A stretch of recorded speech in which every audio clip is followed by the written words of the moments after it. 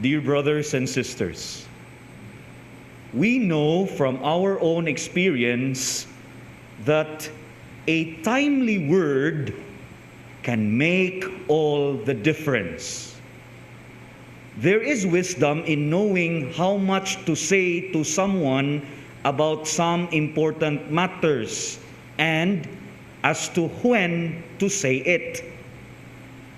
There may be a word that someone needs to hear, but he or she may not be ready to hear it at a particular time. We often need to make a judgment as to when to say what we know would be helpful for someone to hear.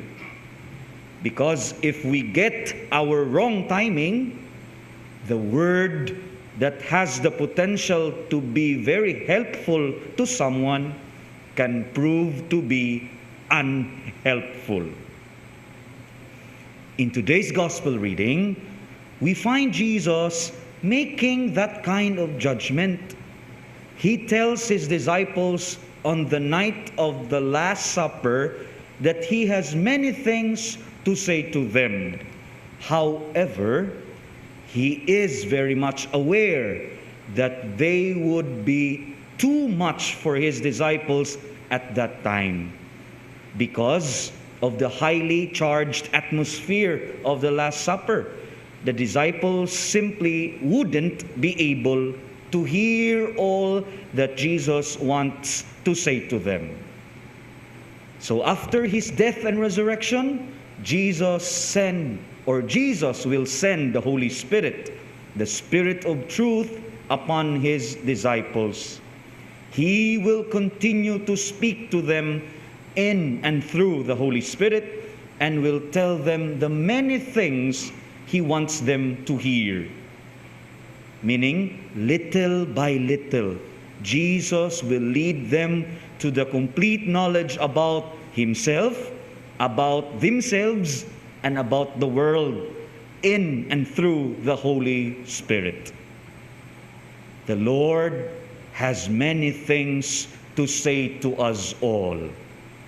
None of us could hear it all at one setting or simply overnight. No.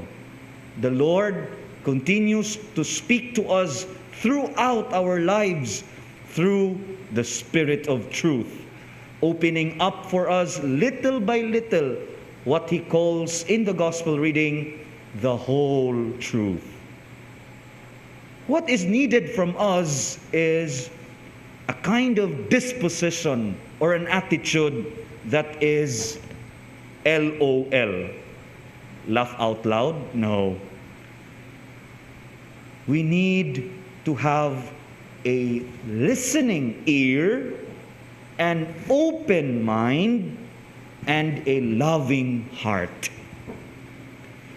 Every time the Spirit of God speaks to us in prayer or in our day-to-day work, let us have that ear that truly listens. Let us have a mind that is open to his promptings and a heart that is truly loving.